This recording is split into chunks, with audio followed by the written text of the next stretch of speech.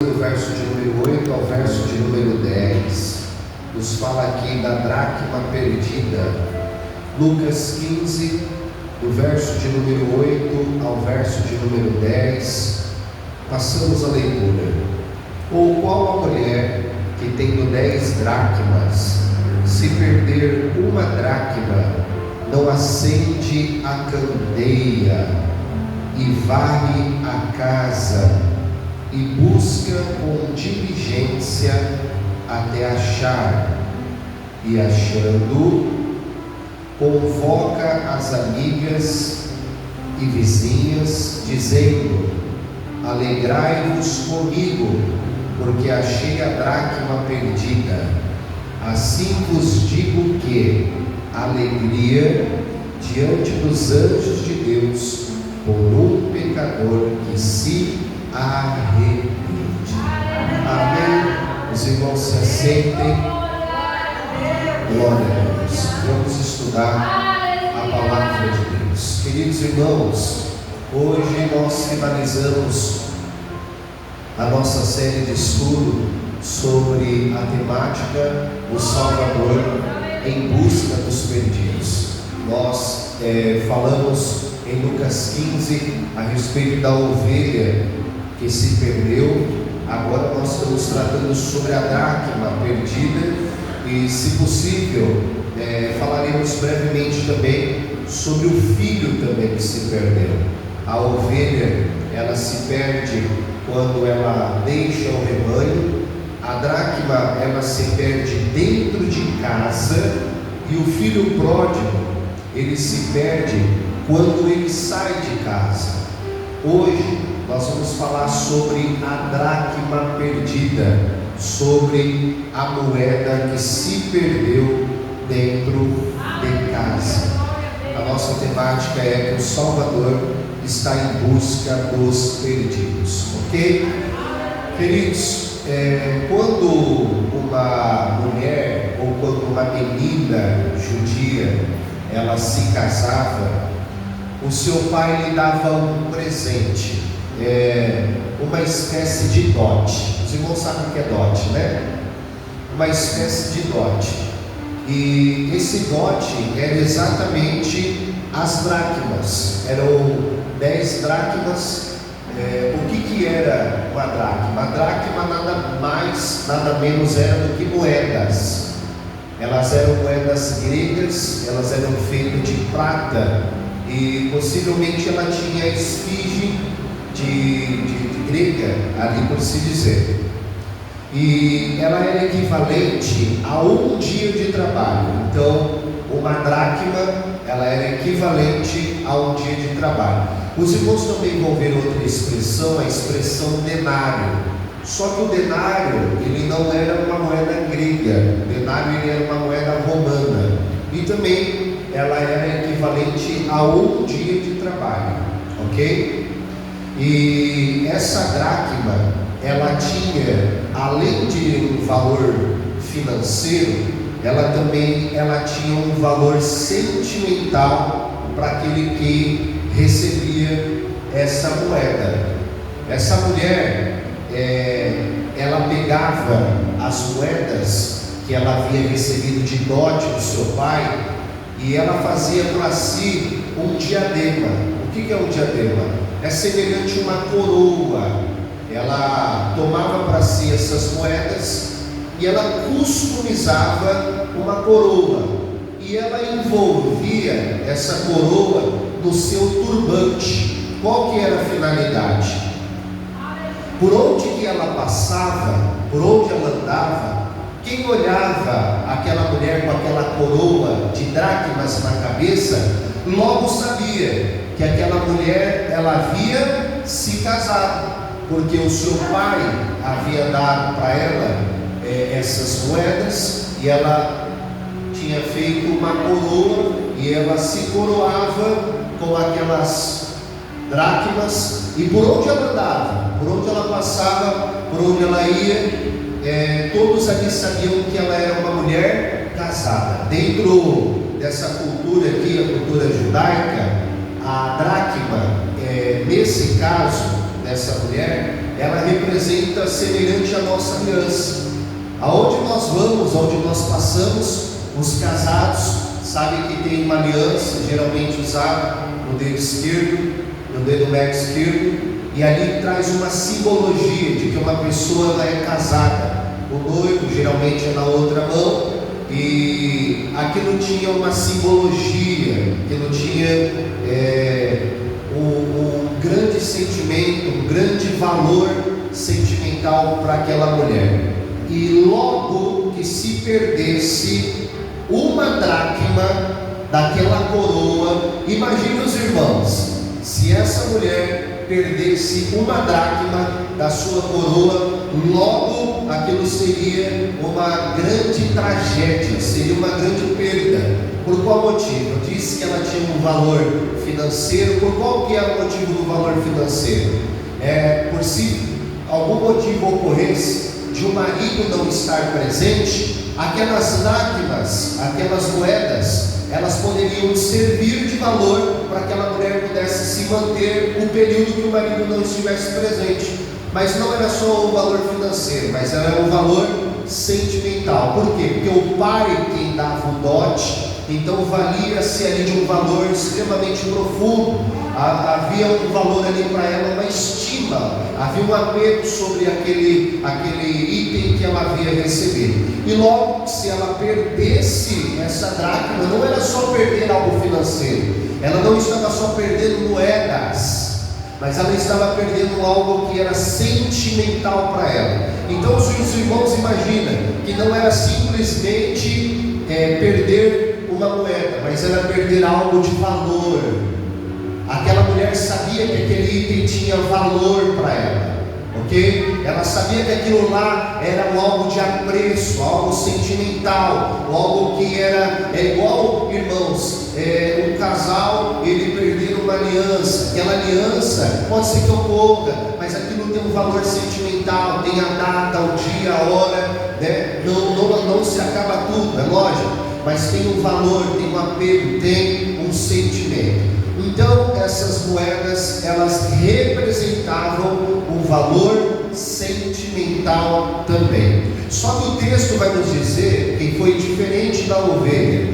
A ovelha, ela não tem senso de direção, e a ovelha ela começa a se perder quando ela deixa de ouvir a voz do verdadeiro pastor, e ela se afasta do pastor, mas ela também se afasta do rebanho. Automaticamente essa ovelha se torna uma ovelha perdida. Mas é diferente da dracma, porque a dracma, ela não consegue se perder, mas é alguém por algum descuido dentro de casa que vai perder essa moeda. Aqui, meus irmãos. Então o que nós podemos aprender? Aqui vai o primeiro aprendizado sobre a nossa vida. O primeiro aprendizado desse texto qual é? Nós não podemos andar descuidados com aquilo que é de valor e precioso para a nossa vida. Nós precisamos entender que existem valores domésticos, existem valores no casamento, existem valores essenciais na nossa vida, e que se a gente se descuidar dentro de casa, esses valores se perdem. Você quer ver algo aqui? Não é regra, tá? Não é regra. Mas a pastora, ela é nordestina, da Paraíba, nem parece, mas é, irmãos. Parece europeia, né? Mas é da Paraíba, irmãos. Nem parece que tem sotaque, mas veio da terra, né? E lá eles têm os costumes, né? Que costume é esse? Quando chega na casa da avó, tem que dizer a bênção, minha avó. E a avó vai dizer o quê? Deus te abençoe. Só que tem algo interessante. Se ela for na padaria e voltar de novo, se entrar e não dizer a bênção, a avó já logo cobra. E menina, você está desrespeitando? O que aconteceu? Aí não, vó, eu fui ali. Não, mas entrou de novo, me viu de novo. Então ela vai dizer o quê? A bênção, minha avó. Ou seja, existem costumes que são costumes bons, são costumes valorosos. Não é regra, né? Mas são costumes valorosos. O que eu quero dizer aos irmãos? Que existem coisas que são de valores na sua família, existem coisas que são preciosas para a sua casa. Os irmãos querem uma coisa? Eu não troco e não negocio o almoço na mesa da minha casa. Carmelita, na minha casa nem tinha mesa. Aí Jesus me abençoou, me deu uma mesa bonita, uma mesa de 6 lugares. Agora tem mesa para comer. Irmãos, então eu não negocio. Se for comer, tem que sentar na mesa, é olho, um de frente com o outro. Por quê? Não importa o que está sobre a mesa, mas é quem está sentado à mesa com você. Por muitas das vezes é lá na mesa que a gente troca ideia do que aconteceu na escola. Fala aí, o que está acontecendo na escola? Fala para o pai se tem algum gavião, que o pai vai logo enxotar, vai pegar um pedaço de madeira. Não, vai. O pai vai orar, botar o joelho no chão, não é verdade? Ou seja, vai pegar garrucha. Não tenho garrucha, mas tenho vontade às vezes de ter, olha, de oferecer o holocausto ao Senhor, né? Mas, irmãos, é ali na mesa que a gente conversa, é ali na mesa que a gente troca as ideias, ali na mesa que a pastora diz: amor, lá no serviço está acontecendo isso, está acontecendo isso, está acontecendo isso. Os irmãos conseguem entender que existem coisas de valores na sua família e elas são inegociáveis? Ou seja, se nós não tomarmos cuidado com as coisas que são valorosas para a nossa casa, nós podemos perder. Então a luta nossa aqui é valorizar aquilo que é importante para você, aquilo que é importante para a tua casa, aquilo que é importante para a tua família. Para outros podem olhar para a minha casa e estar dizendo: pastor, isso é uma besteira. É besteira para você que está do lado de fora, mas para minha família isso é importante. E nós não vamos perder, nós vamos continuar assim, no nome de Jesus. A Bíblia diz que as más conversações corrompem os bons costumes. Então existem costumes que são bons, não é, irmãos? Só que essa mulher, eu estou voltando para a mulher do texto, tá? Nós estamos no versículo de número 8. Essa mulher, ela vai perder algo que é de extremo valor para ela. Eu imagino como o coração dela fica, porque ela pensa assim: como que eu vou ser vista na rua? Eu vou sair com 9 dracmas. Se eu estiver faltando uma, alguém pode me interpretar errado. Então isso aqui é valoroso para mim. Então ela vai procurar o que se perdeu fora? Não, ela vai procurar o que se perdeu dentro de casa, ok? Diga assim: preciso procurar. Preciso procurar dentro. Antes de procurar fora. Então isso vale, irmãos, para casa, mas para que você entenda. Agora eu não estou mais falando de casa física. Você também é uma casa. Então antes da gente procurar no outro ou procurar fora, nós precisamos procurar dentro, ok? Precisamos procurar dentro. Então, para quem quiser anotar, nós temos uma primeira lição aqui com essa mulher. Essa mulher ensina bastante com a gente. Nos versos anteriores a gente aprendeu com o homem, né, que era um pastor. Agora nós estamos aprendendo com uma mulher. Olha como o evangelho é perfeito. Porque Jesus está pregando aqui e Jesus está falando com homens. Então Jesus vai usar a figura de pastores. Só que Jesus queria alcançar o coração das mulheres. Então Jesus começa a dar exemplo das mulheres. Dracma, coisa que elas sabiam. Então os ouvidos delas se aguçam para ouvir Jesus. Jesus é lindo, né, irmãos? Jesus é perfeito. Então a primeira lição que nós vemos aqui com essa mulher, qual que é? A autorresponsabilidade. Diga assim: autorresponsabilidade. O que é autorresponsabilidade? Em nenhum lugar do texto nós vamos ver essa mulher culpando alguém. Ela não vai dizer assim: não, eu perdi, mas foi por causa disso, foi por causa... Irmãos, e quem é boa disso são as mulheres, né? Né, pastor? Olha, irmão, eu vou dizer logo, esses dias eu vi um vídeo muito engraçado. O vídeo era assim, Maria. O homem, quando erra, ele chega na mulher: olha, me perdoe, eu errei, eu falei aqui, ponto final, acabou. A mulher, quando erra, ela vai dizer assim: mas foi por causa disso, mas foi por causa disso, mas foi por causa disso, mas você fez isso, mas você fez isso, mas foi por causa disso, mas... e roda, mas nunca chega no ponto final. As mulheres nem deram glória a Deus agora. Para assumir que é bom, meu Deus do céu. Jesus está falando com as mulheres. Para assumir que é bom, para assumir que é... não, mas foi por causa disso. E a gente vai assim, né? Só que o algo interessante que essa mulher está ensinando para a igreja. Nós somos a igreja. E qualquer autorresponsabilidade, irmãos, ela não vai ficar procurando um culpado. Ela não vai sair dizendo assim: foi Adão, foi Eva, foi a serpente, foi A, foi B, foi C. Não! O que ela vai fazer? Ela sabia o que precisava ser feito. E por saber o que precisava ser feito, o que ela fez? Ela foi procurar o que ela tinha perdido. Então o que vem de ensinamento para a nossa vida é muito simples, que nós não devemos ficar terceirizando coisas que é para nós mesmos resolver. A autorresponsabilidade traz isso. É isso que precisa ser feito. Eu já disse isso aqui para os irmãos. Pessoas maduras, elas resolvem os problemas. A pessoa a imatura, o que ela fica fazendo? Ela faz chantagem, ela faz birra, ela faz isso, faz aquilo outro. E nós estamos caminhando para a maturidade. É isso que precisa ser resolvido. Então vamos sentar, vamos resolver essa questão. Está resolvido? Está resolvido. Por quê? Porque eu tenho autorresponsabilidade. Glória a Deus, glória a Deus, glória a Deus. Que Deus nos ajude a ter autorresponsabilidade no nosso trabalho, irmãos. Que a gente não fique terceirizando A, B ou C. Que Deus nos ajude a ter autorresponsabilidade para quem é casado no nosso casamento. Para que Deus nos ajude a ter autorresponsabilidade com as nossas amizades, com a nossa família. A gente não fique procurando A, B, C ou D. É isso que precisa ser feito? É perdão que precisa ser liberado? Então está perdoado. O que precisa ser feito para que essa situação possa ser achada? Aleluia. A primeira lição é a autorresponsabilidade. A segunda lição, irmão, é que ela parou para procurar algo pequeno. Volta a mesma lição do pastor. A mesma lição. Ou seja, ela tinha 10 dracmas, ela perdeu quantas?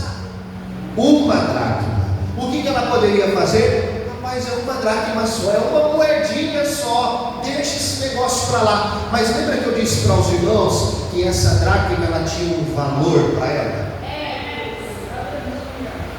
Então nós vamos, por qual motivo que ela vai atrás dessa moeda? Porque essa moeda era algo de valor, era algo inegociável para ela, era algo de extrema valia, era de extrema importância. E alguém poderia dizer assim, mas isso é pequeno. Mas ela poderia dizer, mas isso é importante para mim. Eu disse aos irmãos que nós temos uma tendência de valorizar só aquilo que é grande, aquilo que é exuberante. Só que nós precisamos entender que podemos vacilar ou escorregar nas coisas pequenas. Então, irmãos, valorizemos aquilo que é pequeno. Ela parou tudo que ela estava fazendo para procurar uma moedinha só. Ou seja, antes de nós avançarmos, irmãos, porque o que eu quero dizer, algo importante aqui para a igreja do Senhor, que nós temos da parte de Deus uma promessa, que a igreja vai avançar, que a igreja vai prosseguir. Só que existem momentos que a igreja precisa entender que ela precisa parar. Parar para quê? Parar não é vergonha, irmão, pelo amor de Deus. Eu já disse isso para os irmãos. Às vezes voltar um pouquinho atrás também não é vergonha para ninguém. Às vezes quando a gente vai lançar uma flecha lá na frente, o que a gente tem que fazer? Tomar impulso para trás, voltar um pouco. E essa flecha ela vai ser lançada com muito mais força, com muito mais potência. Então às vezes parar, irmãos, não é vergonha para ninguém. Eu preciso dizer algo de Deus para a sua vida. Se nós vivemos uma vida aceleradíssima, somente acelerada, vai chegar um momento que o próprio Senhor vai dizer, para um pouco. E sabe qual que é o problema disso? Se a gente viver só uma vida corrida, se não perceber, a saúde te para também, irmão. Então nós precisamos discernir e entender que existem coisas pequenas que estão dando sinais. Estão dando sinais para a gente. O problema é que a gente não é bom de enxergar sinais. A gente fica pedindo para Deus repetir sinal igual o Gideão fez. Não, Senhor, molha o capim agora. Não, agora molha o bocado de pão. Não, agora faz isso, faz aquilo. Mas o Senhor está dizendo, eu já te dei muitos sinais. Pare e veja os detalhes pequenos, para que você possa avançar. A promessa de Deus é que a gente avance, mas pare para ver os sinais pequenos também. Ela vai perceber uma das coisas fantásticas. Essa mulher aqui, ela tem um discernimento que muita gente não tem. Por qual motivo? Que ela vai perceber que algo se perdeu. Eu preciso parar um pouco aqui, irmãos. A gente precisa entender o que está acontecendo no texto aqui. A gente precisa entender a comunicação daquilo que Jesus está falando. E Jesus está querendo dizer assim: algo se perdeu. E se a gente andar nessa vida, nessa loucura, a gente vai estar trabalhando na casa de Deus, fazendo para Deus, mas nós vamos estar se perdendo sem perceber. Essa mulher tinha uma sensibilidade tremenda, profunda, tão intensa, que ela percebeu: tem algo que está se perdendo aqui, tem algo que eu perdi aqui, e eu preciso recobrar esse algo que eu perdi. Eu preciso validar e enxergar onde isso se perdeu. Pastor, mas é possível o homem de Deus estar na presença de Deus e não perceber que algo se perdeu? É possível. E tem gente que está na presença de Deus, e a presença de Deus foi embora, e nem ele percebeu que a presença não está mais com ele. Você quer ver isso na Bíblia? Juízes, Marião. Projeta Juízes 16 aí pra gente. Juízes 16, 20.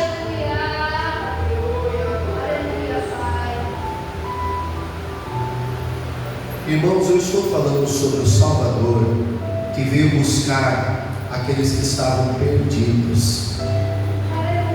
E essa mulher, ela vai perceber que algo se perdeu dentro da casa dela, irmãos. Juízes 16, 20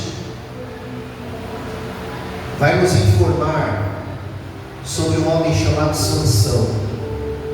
O texto diz assim, ó: e disse ela é Dalila, e disse ela: os filisteus vêm sobre ti, Sansão. E despertou ele do sono e disse: sairei eu ainda esta vez como dantes, e me sacudirei. Olha o que o texto vai dizer: porque ele não sabia que já o Senhor se tinha retirado dele. Difícil isso, né, irmãos? Vamos ler o verso de número 21 para contexto. Então os filisteus pegaram nele, arrancaram-lhe os olhos, e fizeram descer de gás, e amarraram-no com 2 cadeias de bronze, e giravam ele no moinho no cárcere. Veja, irmãos, que quando nós não temos a sensibilidade ou discernimento de espírito, de saber quando as coisas estão se perdendo, nós nos tornamos uma presa fácil para o inimigo. O texto vai dizer no verso de número 20 que ele está dormindo na casa de Dalila, e ela acorda ele e diz assim: os filisteus estão vindo para poder te pegar. O texto diz que ele acorda e ele como ele fez antes. Por quê? Porque ele está insensível, ele acha que está tudo normal. Ele está insensível, ele vai dizer assim: vou fazer igual eu fiz antes. A presença de Deus vai me possuir e eu vou matar esses filisteus que estão vindo contra mim. Só que o texto vai dizer no verso de número 20 que ele não sabia que o Senhor já havia se retirado da sua vida. Olha isso, irmão. Olha o perigo. Olha o perigo. Essa mulher nos ensina a sensibilidade de discernir e entender. Irmãos, eu vou dizer algo para os irmãos. Quando nós estamos com uma vida devota a Deus em oração, não é porque alguém é melhor, não é isso. Não é isso. Mas, irmãos, até o clima da nossa casa, quando muda, a gente percebe. E a gente percebe no ar. Não está mais do mesmo jeito, não está mais da mesma maneira, não está mais da mesma forma. A gente ganha discernimento do Espírito, até mesmo quando amigos chegam para a gente e o cenário já não está mais do mesmo jeito. A gente fala: não está legal isso aqui. No trabalho a gente percebe que o ambiente já não está mais o mesmo. Há um efeito diferente no ar. Só que se a gente vive uma vida insensível e achar que vai fazer tudo como era antes, e não está percebendo que a presença de Deus já foi da nossa vida. O texto vai dizer isso, e a gente vai tentar batalhar e vira uma presa fácil na mão do inimigo, e é só isso que o inimigo quer: insensibilidade espiritual, pois o Espírito de Deus está me levando a profetizar isso aqui sobre a nossa vida. Nós vamos receber da parte de Deus sensibilidade espiritual, de discernir ambientes onde nós estamos entrando, onde a gente está saindo. O Espírito de Deus vai falar conosco, irmãos, para que a gente não fique enganados, e vai ser, Deus vai dizer para mim, vai dizer para você assim: cuidado com isso, que aqui você se perde, hein? Cuidado com isso. Quantas das vezes eu passei por um vídeo, Alex, e o meu pensamento era: volta nesse vídeo, volta nesse vídeo, e o Espírito dentro de mim: volta não, senão você se perde, hein? Já aconteceu isso com você? Acho que todo mundo. Ou seja, é sensibilidade de você discernir e entender que se você não vigiar, alguma coisa pode perder dentro de você, pode se perder dentro de você. Eu estou falando aqui, ó, a casa, aqui dentro, irmão, aqui, ó, nós somos a casa. Alguma coisa pode perder-se dentro de mim e eu não estar percebendo que ela está se perdendo, não está conectado com o Espírito. Às vezes, irmãos, nós não percebemos que sentimentos pequenos, eles podem nos fazer se perder. Irmãos, um divórcio nunca acontece em sentimentos grandes, sempre começa em raposinha. A raposinha, ela tenta vir pelo arraial e ela vai fazendo os buraquinhos pequenininhos. A raposa nunca vem grande, ela vem bem pequenininha, entrando em buraquinhos pequenininhos, fazendo o seu abrigo, e quando você vai perceber, já está tudo dominado. Ou seja, são sentimentos pequenos. Alguém está falando: mas é uma moeda, mas ela está dizendo: isso aqui é importante para mim, isso aqui tem valor para mim, minha família, para o mundo, meu Deus do céu, amanhã já começa as portas dos infernos se abrirem na Sapucaí, no Sambódromo, onde for, porque a valorização da vida e a valorização da família é segundo plano, e a gente não vai perceber que existem coisas valorosas para nós, coisas de valores importantes. Ou seja, às vezes, pequenos sentimentos, irmãos, pequenos sentimentos, eles podem fazer se perder relacionamentos. E relacionamentos entre marido, mulher, relacionamento entre pais e filhos, relacionamento entre irmãos, relacionamento entre amigos, e por aí vai. Sentimentos pequenos. Então nós devemos perceber, irmãos, que quando alguns sentimentos não estiverem se encontrando dentro de nós precisamos avaliar e enxergar: ah, não, isso aqui é um sentimento, sabe o que eu vou fazer? Vou colocar numa caixinha e vou deixar aqui nesse cantinho, tudo dentro de mim. Só que o problema é que isso aí vai virando uma bola de neve, vai se tornando maior e maior e maior e maior. São sentimentos pequenos. Uma das coisas que eu preciso dizer aos irmãos: não espere o mundo achar que está, irmãos, perdido, porque a sensação do mundo é que eles não estão perdidos. Nós temos a consciência de que nós estávamos perdidos e o Salvador nos achou, mas o mundo não tem a sensibilidade de que eles estão perdidos. É por isso, irmãos, que o mundo se entrega cada vez mais às obras de suas carnes. O mundo se entrega e não tem a sensação de perdido, não tem a sensação de que as coisas estão indo de mal a pior. Como eu já disse aqui aos irmãos, amanhã muitos casamentos vão se desfazer por causa dessa festa do inferno, chamada carnaval, festa da carne. Carna é carne, val é festa da carne. Muitos casamentos vão esperar só o dia virar para se desfazer. Pessoas vão passar a noite inteira na biqueira por causa dessa festa maldita. Famílias vão se diluir, irmãos. Eu estou falando, sabe por quê? Porque minha família veio desse meio. O meu pai era chefe de mestre de sala na escola de samba. Minha família tem uma ala até hoje, chama Ala Realce, na escola de samba Nenê de Vila Matilde. Eu sei do que eu estou falando. Eu vim desse meio, eu sei o que se passava ali, o que se fazia dentro daquele cenário todo, a promiscuidade que havia ali, a perdição que havia ali. E realmente os demônios aproveitavam essa oportunidade. Só que aqueles que estavam ali não têm essa sensação de que eles estão se levando para a perdição. É por isso que eles vão de mal a pior, irmãos. É por isso. O mundo não tem essa sensação. Mas eu quero dar uma boa notícia para a igreja do Senhor Jesus. É que o Senhor Jesus está aqui com a gente. E Ele chegou nessa casa para nos ajudar a nos encontrarmos novamente. E a gente se encontrando, nós vamos ser auxílio na vida daqueles que estão perdidos e ainda não sabem. Eu não sei se você teve a oportunidade, mas vai pregar o Evangelho para alguém que não conhece, ele nem tem a sensação de que estava perdido, ele não sabe quem é Jesus, ele não sabe o que Jesus fez na cruz do Calvário para salvar a sua alma da condenação do inferno.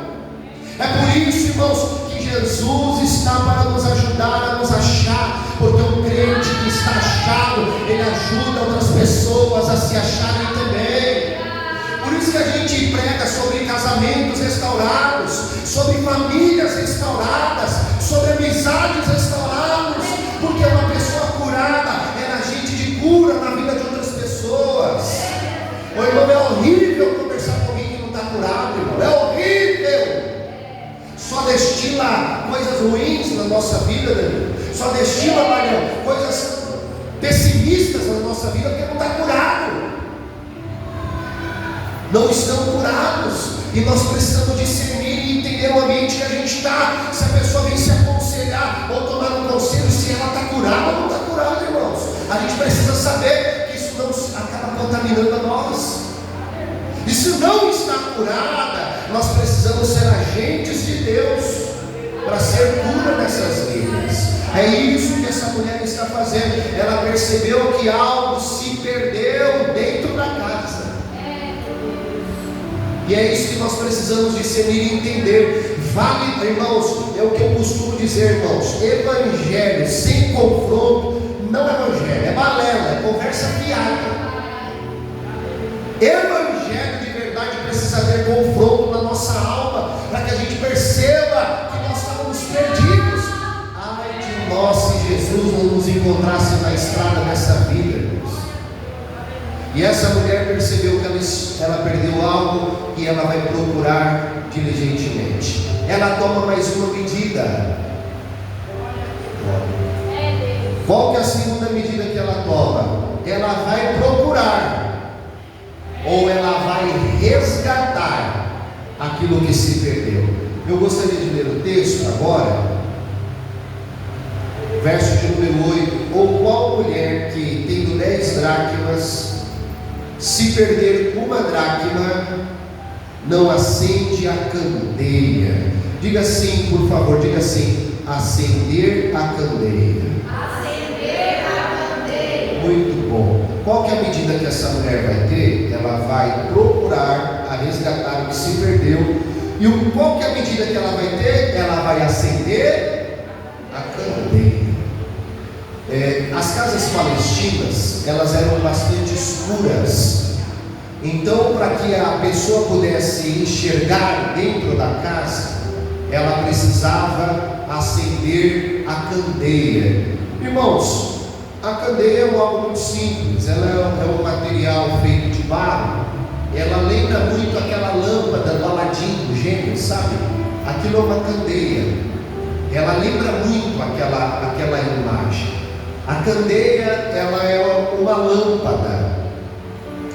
E o texto vai dizer que ela vai acender. Então a primeira atitude dela, ela vai acender. O que é acender, irmão? É simples. Acender é colocar fogo.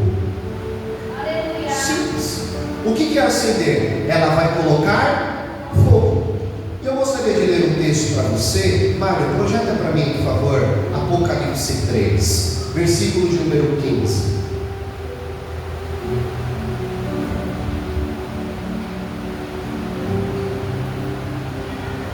Esse texto vai nos falar da igreja de Laodiceia. Apocalipse 3, verso de número 15, diz assim: conheço as tuas obras, que nem és frio e nem quente. Eu vou fazer uma pergunta para os irmãos: Deus está condenando alguém que é frio? Deus está condenando alguém que é quente? Não, porque Ele vai dizer assim, ó: quem dera fosses ou foras frio ou quente. Só que olha o que Ele vai dizer agora, verso de número 16: assim, porque és morno e não és frio e nem quente, vomitar-te-ei da minha boca. É como Deus estivesse dizendo assim: esse tipo de atitude gera enjoo em Deus. A expressão vomitar é isso. Só que o que define mornidão?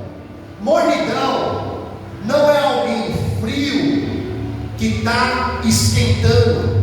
Mornidão é alguém quente que está esfriando. Ser morno é alguém que a vida inteira foi quente, só que agora está deixando as coisas esfriarem.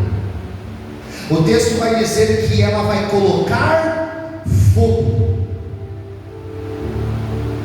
ela vai acender a candeia. E o Senhor está falando que nós não podemos ter uma vida morna espiritualmente. Nós não podemos ser mornos espiritualmente.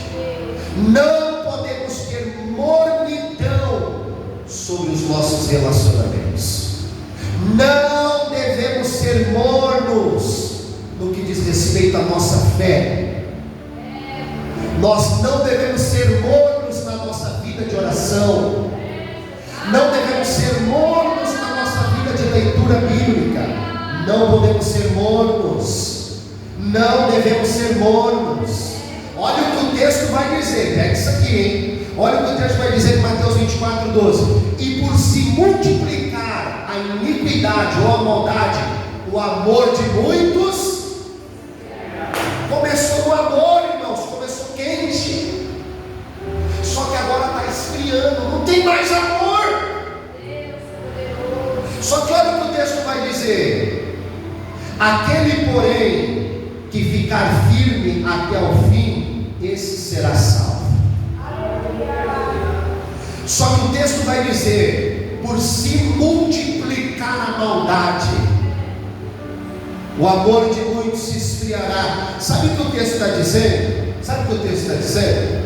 É alguém que começou no amor, começou bem, quente, fervoroso, uma vida espiritual ativa, uma vida cheia de Deus, uma vida cheia do Espírito Santo. Só que por visualizar a maldade do mundo e só ficar colocando coisas aos seus olhos mal, aquilo que gera maldade aos seus olhos, o texto vai dizer que o amor começa a se esfriar. Sabe por que o amor se esfria, irmãos? Por causa da contemplação da maldade. É isso que Abacuque vai gritar no seu livro. É isso que Jesus está ensinando. Por isso que eu aconselho, irmãos, não fique muito inserido em páginas de jornal que só expressam maldade. Daqui a pouco você vai perceber que o seu espírito não está legal. Há um estudo que diz que a imunidade abaixa quando a gente fica colocando na nossa frente só notícias ruins. E o que acontece? A imunidade baixa, o corpo adoece. O amor esfriar é contemplar sua maldade e não enxergar que Deus é bom em todo tempo. Tem pessoas que só vivem doentes porque só contemplam maldade, não consegue liberar perdão, vive de ressentimento. Irmãos, isso aqui é científico, tem até câncer que é desenvolvido por isso, doenças psicossomáticas, gastrite, úlcera, e aí vai avançando muitas coisas. Por qual motivo? Porque vive uma vida de mornidão espiritual. Começou com amor, alguém ofendia, liberava perdão, não tinha muito ressentimento, o amor de Cristo aquecido no coração. O texto vai dizer, irmãos, eu quero liberar essa palavra sobre a sua vida. O texto vai dizer que ela vai acender a candeia novamente. O que eu tenho para profetizar na igreja do Senhor é que você coloque fogo nessa sua candeia, em nome de Jesus. Eu não posso colocar fogo na sua candeia, isso é sua responsabilidade. Coloque fogo na sua candeia, meu irmão. Não seja apático, viva uma vida fervorosa espiritual. Não são todos os dias que a gente é espiritual, irmão. Não são, eu sei disso. Tem dia mau, tem dia difícil. Só que quando você colocar o seu joelho no chão, irmão, coloque fogo nessa oração. John Wesley disse isso, que muitas pessoas vinham para vê-lo pregar. Aí foi lhe perguntado: por que, Wesley? Por que as pessoas vêm te ver você pregar? Você prega assim duro, você é um homem de Deus, mas você prega uma mensagem difícil, uma mensagem dura. E ele disse assim: eu só coloco fogo em mim e as pessoas vêm me ver queimar. Irmãos, que o nosso relacionamento, o nosso casamento pegue fogo, irmão, em nome de Jesus. Os nossos amigos queimem por amor singelo, fraterno, o amor que o texto diz, e por se aumentar a iniquidade, o amor de muitos, mas não é de todos, hein? Eu quero crer que o amor do crente não vai se esfriar, irmãos. Foi muito pouco glória a Deus aí. Eu quero crer que o amor do crente não vai se esfriar por causa da maldade, porque nossos olhos não vão estar fixos na maldade. Se não ficar de olho na maldade, você vai ver na notícia, vai ver, filho matou o pai matou o filho, sequestro tal, aconteceu isso, e se você focar só nisso, aí você vai ter o seu amor esfriando. Aí daqui a pouco o corpo adoece e muitas outras coisas começam a vir. Por isso que nossos olhos têm que estar no nosso Senhor, irmão, contemplando aquilo que Ele tem feito, a sua bondade, o seu amor, como Deus te guardou nesse ano que passou, o seu amor, a sua bondade, o seu carinho, as portas que se abriram, as portas que se fecharam. Deus te ensinou através da enfermidade, Deus te ajudou no momento mais difícil, Deus te prosperou, Deus te deu saúde, Deus te deu alimento. Irmão, Deus te deu muita coisa. Contemple. Quem consegue contemplar a bondade de Deus em meio à dificuldade? O ímpio, o mundo não consegue contemplar Deus na dificuldade. É só na bonança. Isso é um privilégio de você, crente. É só você que está com a mão vazio, mas pode dar glória a Deus. É só você que tem pouca gasolina, quase faltando, mas você pode dizer: eu sei que o meu Senhor vive e Ele vai se levantar em meu favor. Isso é privilégio da igreja. O ímpio precisa ser curado, o ímpio precisa ter a mão cheia, o ímpio precisa ter porta aberta, mas o crente consegue dar glória a Deus com a porta fechada. Isso é privilégio de crente, de pessoa sincera com Jesus. Aleluia. Diga aí, humildemente, com carinho, diga para o seu: olha, irmão, ponha fogo nessa sua candeia, ponha fogo. Eu profetizo que domingo você vai subir essa escada pegando fogo. É culto de ceia, né? Vai subir pegando fogo, em nome de Jesus. A glória de Deus. A gente precisa encerrar. Nem deu para falar do filho pródigo, né? Mas a gente vai encerrar. A primeira atitude, ela acendeu. Diga: acendeu. Ela acendeu o que? Ela acendeu a candeia. A candeia é um instrumento usado para a iluminação, como eu já havia informado os irmãos. E a candeia que vai auxiliar na busca por aquilo que se perdeu. É a candeia, ok? A candeia que vai auxiliar na busca daquilo que se perdeu. A candeia que vai trazer luz para o ambiente, ok? É a candeia. Olha o que o texto diz. Eu não tenho tempo de lá, só vou recitá-lo. O texto diz assim, 2 Coríntios 4:4: nos quais o Deus deste século. E esse Deus deste século é com D minúsculo. Então não está falando do nosso Deus, ok? O Deus deste século cegou, olha isso. O Deus deste século cegou o entendimento dos incrédulos, para que não lhes resplandeça o quê? A luz do Evangelho, da glória de Cristo, que é a imagem de Deus. Ou seja, o Deus deste século, irmãos, Ele está apagando a luz da candeia de muita gente, para que muita gente não veja. Não veja o quê? A luz do Evangelho, a glória do Evangelho. Irmãos, por isso que para uns o Evangelho é saboroso, é prazeroso, tem cheiro, tem sabor. A gente fala do Evangelho, dá prazer, sente a presença, fala em línguas, fala em mistério. Irmãos, falar do Evangelho como crente é maravilhoso, isso é espetacular. Mas vai falar para alguém que não tem prazer no Evangelho, ele não está nem aí. Para ele está cego, não tem prazer, não tem sentimento, não tem nada. Por qual motivo? Porque o Deus desse século, Satanás, cegou o entendimento.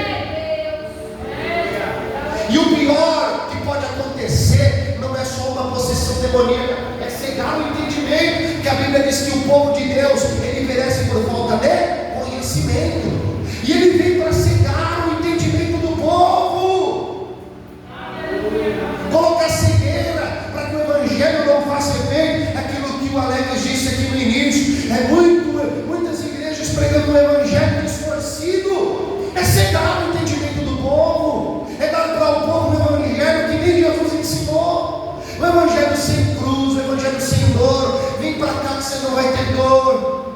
É o alecrim dourado de Jesus. O alecrim dourado de Jesus. Não tem dor, não tem nada, não tem. Eu fico olhando e falo, que negócio é esse? Que evangelho é esse? Jesus sofreu, Jesus padeceu, Jesus foi traído, Jesus foi passado para trás, Jesus amou até o final também, irmão. Jesus foi traído por um daqueles que ele escolheu. E aí a gente sabe o que a gente faz? Eu não quero mais sofrer, eu não quero mais me relacionar de novo. Por quê? Porque eu não quero sofrer de novo. Peraí, que evangelho nós estamos vivendo? Se relacionar vai te trazer dor de novo, aprenda isso. Viver solitário, solitude é boa, eu gosto de solitude, eu gosto de estar sozinho, eu gosto de ler livros sozinho, eu gosto de solitude, eu gosto. Mas ser solitário insurge contra a sabedoria de Deus, diz Provérbios. Aquele que se isola insurge contra a sabedoria de Deus. Então, pelo amor de Deus, vamos ser maduros e parar com esse negócio. Eu não quero me relacionar de novo, porque eu vou me machucar. Lógico que vai. Jesus não fez isso. Jesus se relacionou até o fim. Jesus se envolveu até o fim. Evangelho é isso. Evangelho é mais feito de cicatrizes, irmãos. Por isso que o apóstolo Paulo vai dizer assim: eu trago aonde? Não é na alma, não é no espírito. Ele diz, eu trago no meu corpo, porque as marcas do Senhor Jesus Cristo está aqui, no meu corpo. O Evangelho é feito de cicatrizes. Eu quero te dizer, se você está no Evangelho, você vai ter decepção. Se você está no Evangelho, você vai ter mágoas. Se você está no Evangelho, você vai ter dor. Se você está no Evangelho, vão te trair. Desde que isso não venha de você, irmão, está tudo certo. E desde que você não releve isso para frente, está tudo certo. O apóstolo Paulo vai dizer: esqueço-me das coisas que para trás ficam, mas eu avanço para aquelas que estão adiante de mim. Então, irmãos, não vamos ter alecrins dourados. O Evangelho tem dor, tem luta, tem choro, tem lágrimas. Foi como as irmãs louvaram aqui: para te servir, Jesus, ainda que eu tenha que chorar. É isso, o Evangelho é isso. O Evangelho é isso, irmão. Aí a gente vai vivendo sem discernir e entender isso. Vamos virando um crente frágil, casca de ovo, não pode falar nada. Não, que isso? Nós somos valentes. A Bíblia diz que nós somos mais que vencedores em Cristo Jesus. Nós não vamos viver um Evangelho onde o Deus desse século está cegando o entendimento das pessoas, dizendo: vem para cá que tem tudo com facilidade. Não tem. É dificuldade, é dor, é choro. Olha no Salmo 119, diz: lâmpada para os meus pés é a tua e luz para o meu. Então, irmãos, a candeia é o que ilumina o ambiente. O que é a candeia? A palavra de Deus. Não tente resolver os problemas da sua vida sem a iluminação da palavra de Deus. Não tente, irmão. Não tente. A palavra de Deus é o que traz luz para a nossa vida. A gente finaliza em Êxodo 10, por favor, Mário. Êxodo 10. Êxodo 10 a gente finaliza, verso 21. Aleluia, glória a Deus. Aleluia.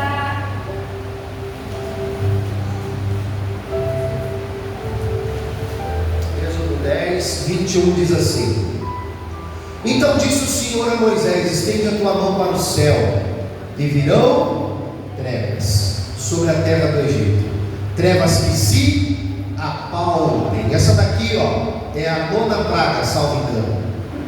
É a praga das trevas. Verso 22. E Moisés estendeu a sua mão para o céu, e houve trevas espessas em toda a terra do Egito por 3 dias. Verso 22. Verso 23. Não viu um ao outro, e ninguém se levantou do seu lugar por 3 dias. Mas, ó, se você não der glória a Deus nessa parte, é porque você está mal, hein, irmão? Ó, mas todos os filhos de Israel tinham luz nas suas habitações. Fica de pé para parecer que está acabando, vai. Ai, que maravilha. Estou com vontade de pregar hoje, hein? Glória a Deus. Glória a Deus. Irmão, eu preciso te dizer isso. O mundo vai estar em trevas, irmão, sempre em trevas. É o que aconteceu aqui no livro do Êxodo. O mundo vai estar em trevas. Em trevas, em trevas. E o texto vai dizer que essa trevas aí foi tão complexa que ela chegava para dar palpar com a mão, de tão profunda as trevas que eram. Só que o texto também vai dizer que todos os filhos de Israel, eles tinham luz dentro da sua casa. Então eu quero dizer para os irmãos que na tua casa não vai ter treva, vai ter luz. Vai ter luz. Diga assim: eu vou acender a candeia. Irmãos, a gente fecha o nosso estudo hoje. Para aqueles que estão nos acompanhando pela internet também, precisamos ministrar essa verdade. É nós que precisamos acender as candeias. Somos nós que precisamos manter o fogo espiritual. Somos nós que precisamos buscar a presença, precisamos orar. O chamado é de Deus, mas quem cuida do chamado é você. Você precisa orar, você precisa jejuar, você precisa interceder. Se você porventura perceber que a sua candeia está quase apagando, vai comprar óleo rapidinho. Vai comprar óleo rapidinho. Jesus tem óleo para dar para a sua igreja. Um óleo que não vai se apagar com facilidade. Ah, pastor, mas amanhã o meu parente, o mundo vai estar em trevas por causa desse carnaval, dessa bagunça toda. Mas eu quero profetizar na sua vida, irmão. Não compactue com isso, em nome de Jesus. Irmãos, eu ouvindo esse e-mail, eu sei que ali são os portais do inferno que se abrem. Eu mandei no grupo esses dias para os irmãos: não entre por esse lado, não deixe nem a próxima, sabe? Não entre por esse caminho é um caminho terrível, aonde o espírito das trevas ele tenta ganhar vantagem sobre as famílias. Eu quero ministrar sobre a sua vida e sua casa, em nome de Jesus. E na sua casa vai ter luz. Na sua casa vai ter luz. Amém? Você vai botar fogo na sua candeia. Eu quero profetizar que o amor não vai apagar no meio da sua família. Não vai. Eu quero profetizar dizendo que nós vamos amar os nossos filhos como nunca, irmãos. Amém? Nós vamos amar para quem tem netos, os sobrinhos, amigos, parentes. Nós vamos amar, irmãos. Vamos ter amor queimando dentro do nosso coração. Nós vamos ter que perdoar por causa do amor de Cristo que está queimando dentro do nosso coração. Eu estou profetizando que as trevas não vão permanecer no nosso lar e na nossa família. A luz do Evangelho vai raiar naquele lugar para a glória de Deus. Quem recebe essa palavra, aplauda o nome de Jesus e receba a luz no teu coração para a glória de Deus, em nome de Jesus. Mantenha a sua candeia acesa.